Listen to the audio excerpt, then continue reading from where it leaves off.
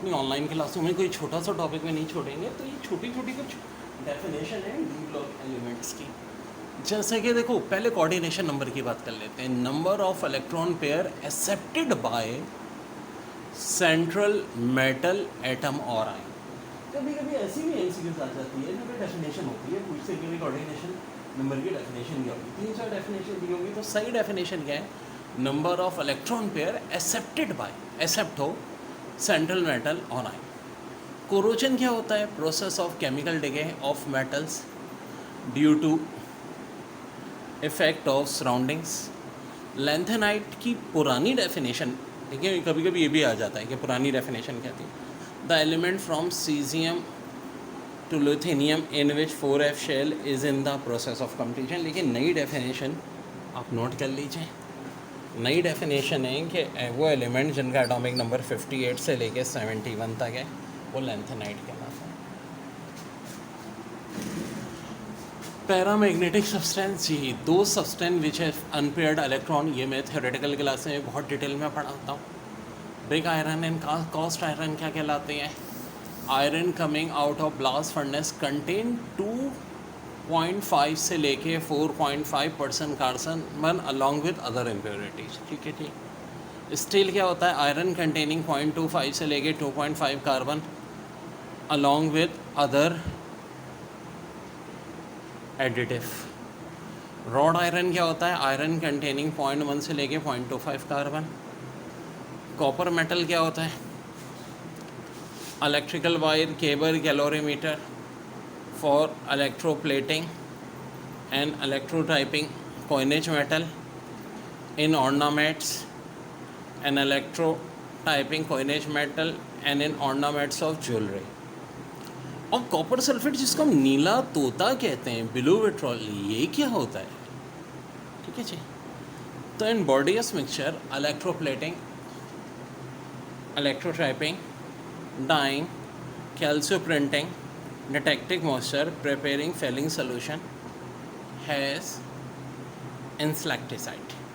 ये हैं इनकी सारी डेफिनेशन। चैलेट क्या होता है? When all the donors of atoms of a polydentate एक से ज़्यादा ligands get coordinate with same metal ion resolving complexes are called chelate. बच्चों, एक होता है एक दांतों वाला जानवर, एक होता है दो दांतों वाला जानवर, लेकिन एक कहलाता है 6 दांतों वाला जानवर, हेक्साडेंटेड। इसमें बहुत एमसीक्यूज आती है। पहली तो ये आती है कि हेक्साडेंटेड की कोई एग्जांपल दें, तो जी ये है इथाइल डायमाइन टेट्राएसिड या इथाइल डायमाइन टेट्राएसिड कितने डेंटेड होगा, मोनो का है या हेक्साडेंटेड। बस वक्त ये भी आया कि जी ETTA किसका एब्रीवेशन है, तो इथाइल डायमाइन टेट्राएसिड। और ये पूरा स्ट्रक्चर दे दिया था और पूछा था कि स्ट्रक्चर किसका है, इथाइल डायमाइन टेट्राएसिड। और एक बार ये कह दिया गया था कि इथाइल डायमाइन टेट्राएसिड का स्ट्रक्चर क्या होगा। बहुत सारे ऑप्शन थे जिनमें से ये भी था। तो देखो, थोड़ा सा याद करना इतना मुश्किल नहीं है। देखो, CH2COO negative, CH2COO negative, CH2COO negative, ये तो सारे कोनों पे। नेगेटिव भी डेंटेड में शुमार होता है, लोन पेयर भी। तो देखो, 2 नेगेटिव ये, 2 नेगेटिव ये, 4 ही हो गए। एक लोन पेयर ये, एक लोन पेयर ये। दरमियान में देखो ये N है, फिर CH2 कनेक्ट है, ये CH2 है। हाँ, इसको कैटे करेक्ट कर लें। तो ये है भाई इसकी एग्जाम्पल है, बहुत बार आया है पेपर में सवाल। जो पैरामैग्नेटिक, डायमैग्नेटिक, फेरोमैग्नेटिक की बात है, ये सवाल तो आ ही जाता है। कोई आपको डी ब्लॉक का एलिमेंट दे करके कह देंगे कि इसमें से बताओ पैरामैग्नेटिक कौन सा है, डायमैग्नेटिक कौन सा है, फेरोमैग्नेटिक कौन सा है। आपको बहुत सारे अनपेड देके पूछा जाएगा, ये जो अनपेड वाले हैं तो चीज़ है वो पैरामैग्नेटिक है। यह आएगा कि पैरामैग्नेटिक क्या टेम्परेरी मैग्नेटाइज होते हैं, बिल्कुल जी। लेकिन अब इस पर और बहुत सारी चीज़ें डिपेंड करती है। देखो, जितने ज़्यादा अनपेड इलेक्ट्रॉन होंगे हार्डनेस ज़्यादा होगी, और अगर अनपेड इलेक्ट्रॉन नहीं होंगे तो एलिमेंट क्या होगा, सॉफ्ट होगा। डी ब्लॉक एलिमेंट्स के मुताबिक हम कहते हैं दे आर हार्ड मेटल। लेकिन कौन सा मेटल है जो हार्ड नहीं होगा, कौन सा ग्रुप है जो हार्ड नहीं होगा? ये 2B वाला। क्यों भाई? अभी मैंने आपको बताया था कि 2B में कोई अनपेड इलेक्ट्रॉन नहीं होगा। देखिए ना, इलेक्ट्रॉनिक कॉन्फ़िगरेशन 4s2 3d10 आ रही है, सारे पेड इलेक्ट्रॉन है, इसलिए ये क्या होंगे, सॉफ्ट मेटल। कौन से भाई सॉफ्ट मेटल होंगे? ग्रुप 2B वाले। 2B का मतलब है जिंक, कैडमियम और मरकरी। देखे ना, मरकरी तो इतना सॉफ्ट होता है कि लिक्विड बन जाता है। ओके जी, इसके बाद है लेंथेनियम सीरीज़। अब आप बोलोगे सर लेंथेनाइट सीरीज़ तो एफ ब्लॉक की होती है। बिल्कुल जी, मैंने लेंथेनाइट नहीं लेंथेनियम बोला है। याद रखें, जो लेंथेनियम 57 है ग्रुप 3B में आता है, पीरियोडिक टेबल में बात बताई है मैंने। और 58 से 71 तक हमारी एक लेंथेनाइट सीरीज़ होती है, जो कि एफ ब्लॉक एलिमेंट की पहली सीरीज़ है। ग्रुप उसका भी हम 3B मानते हैं, याद रखिएगा। और ये हॉफनियम से हमारा 72 शुरू होता है, टिल ये 80 कॉपर तक चलता रहता है। ठीक है जी, 79 गोल्ड भी है। अब ये कौन कौन से एलिमेंट है? Lanthanum, hafnium, tantalum, T8 tantalum, W tungsten. ये बड़ा इंपॉर्टेंट है जनाब। दुनिया में सबसे ज़्यादा मेल्टिंग बॉइलिंग पॉइंट किसका होता है? टंगस्टन का। Re रेनियम, अब ये बड़ा इंपॉर्टेंट है, ऑस्मियम। दुनिया में सबसे ज़्यादा डेंसिटी ऑस्मियम की, उसके बराबर में इरेडियम की। This is also important. Platinum NaU यानी गोल्ड, 2 नोबल मेटल, सबसे कीमती मेटल। और Hg यानी कि मरकरी। अब इस सीरीज़ को याद रखने की ट्रिक बिल्कुल जी बनाई हुई हमने। फ़र्ज़ करें रेयोस किसी दुकानदार का नाम है। क्या नाम है दुकानदार का? रेयोस। ठीक है जी। अब हफ्ता कहते हैं भत्ते को। ठीक है जी, एग्जाम में बहुत तल्ला माफ़ करें। ला हफ्ता, ला हफ्ता वरना रेयोस, ला हफ्ता वरना रेयोस इधर पिटाई होगी। ला हफ्ता वरना रेयोस इधर पिटाई होगी। ठीक है जी, ये हमारा हो गया। अब हम आए बहुत कॉन्सेप्चुअल ख़तरनाक क्वेश्चंस करने हैं। देखिए, आपने सुना होगा पैरामैग्नेटिक, डायमैग्नेटिक, फेरोमैग्नेटिक। तो ये सब आखिर होते क्या हैं, और हम कैसे पता लगाएंगे? एग्जाम में कोई एलिमेंट दे देंगे कि भाई ये पैरामैग्नेटिक है, डायमैग्नेटिक है या फेरोमैग्नेटिक है। इनके कलर के हवाले से सवाल आते हैं। इनके आपके बताऊँ बहुत ख़तरनाक सवाल होंगे। डेंसिटी के आपसे एसिडिक नेचर पूछेंगे, कोवैलेंट नेचर पूछेंगे। तो वो सारा भी ट्रिकी हमें पोर्शन करना है। देखिए, एक मेथड क्या लाता है कॉपर की एक्सट्रैक्शन का, फ्रोथ फ्लोटेशन मेथड। लेकिन ये अकेला मेथड कॉपर को प्योर फॉर्म में नहीं लाता। यानी कि यूजली क्या होता है, जैसे कि एल्युमिनियम की हम बात कर रहे हैं या किसी भी कंपाउंड की, ज़्यादातर में तो ये होता है कि एक ही मेथड से वो चीज़ प्योर हो जाती है। लेकिन कुछ कंपाउंड है लाइक कॉपर या एल्युमिनियम में एक से ज़्यादा मेथड यूज़ करना पड़ता है। तो अगर हम कॉपर की बात करें तो सबसे पहले होता है फ्रोथ फ्लोटेशन मेथड। इस मेथड का पहला स्टेप क्या होता है? ओर को रोस्ट किया जाता है। रोस्ट से मुराद heat in current of air. हाँ जी, करंट ऑफ एयर, बिल्कुल जी। करंट एयर का भी होता है जब बहुत तेज़ एयर चल रही हो। याद रहे, करंट जो है वो वाटर का भी होता है, समंदर में ऐसे करंट्स होते हैं जी। उसके बाद स्मेल्टेड यानी मिक्स्ड विथ सैंड, सैंड के साथ मिक्स किया जाता है। और जो कॉपर हासिल होती है इसको कहते हैं मोल्टन मेटल, लिक्विड फॉर्म में होती है। देखिए, कॉपर अभी प्योर नहीं आई, लेकिन फ्रोथ फ्लोटेशन मेथड ख़त्म हो गया। एमसीक्यूज में क्या आता है कि फ्रोथ फ्लोटेशन मेथड के नतीजे में कौन सी कॉपर मिलती है हमें? मोल्टन मेटल कहा जाता है। इसका पहला स्टेप क्या होता है जी? ओर को रोस्ट करना। इससे मुराद क्या होती है जी? Heat in current of air. दूसरा मेथड क्या कहलाता है? स्पेल्टेड स्टेप यानी स्मेल्टेड मिक्स विथ सैंड। अब देखिए, फ्रोथ फ्लोटेशन मेथड के बाद हम करते हैं बेसमेराइजेशन कन्वर्जन। कॉपर की जो ओर है Cu2S और Cu2O को मिलाते हैं, जिससे हमारे पास एक नया कॉपर बनता है जो कि ब्लिस्टर कॉपर कहलाता है। लेकिन ये भी 99% प्योर है। आप बोलोगे 99 से काम नहीं चल सकता, कॉपर के मामले में नहीं चल सकता। कुछ कंपाउंड 99% प्योर भी आ जाए तो बहुत होता है, कॉपर में मज़ा नहीं आता।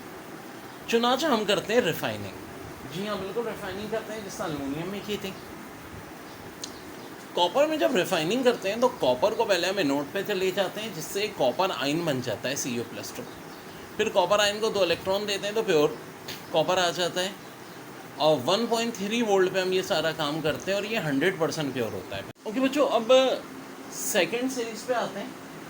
वाई से यूथेरियम और इसका नंबर 39 है। देखो एमसीक्यूज क्या आ सकते हैं। एमसीक्यूज में यह आ जाता है कि जी वेनेडियम का ग्रुप बताएं, क्रोमियम का एटॉमिक नंबर बताएं, आयरन का एटॉमिक नंबर बताएं। ये बहुत सारी एमसीक्यूज आ सकती हैं। या जी मैग्नीज किस ग्रुप में आता है? तो 7B में आता है। अभी हम सबको बहुत डिटेल में डिस्कस कर रहे हैं।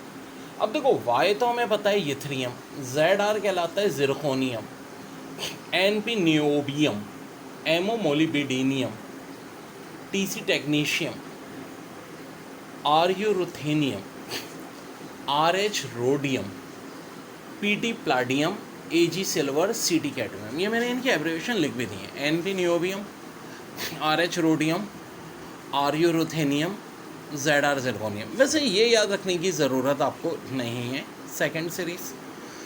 अलबत्ता ये ज़रूर है कि यूथेरियम का ज़रूर पता होना चाहिए, स्कैंडियम में आता है। इसी तरह मोलिबिडेनियम क्रोमियम में होता है, ये इंपॉर्टेंट है, ठीक है जी।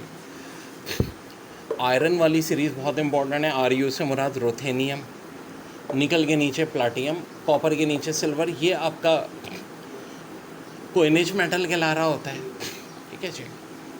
अब बच्चों इसको याद रखना भी बड़ा आसान है।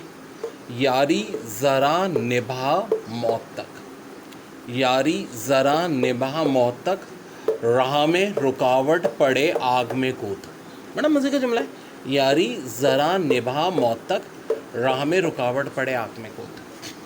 तो जी ये हमारी सेकंड सीरीज़ कहलाती है डी ब्लॉक की। वे बहुत ख़तरनाक कॉन्सेप्चुअल सवाल बच्चों हमें करने हैं। बहुत बहुत इम्पॉर्टेंट बात, वॉइस को ज़रा सुनिएगा। देखें, डी ब्लॉक की पहली सीरीज़ है स्कैंडियम, टाइटेनियम, वेनेडियम, बड़ा इंपॉर्टेंट टॉपिक शुरू होने वाला है। क्रोमियम, मैंगनीज, आयरन, कोबाल्ट, निकल, कॉपर, जिंक।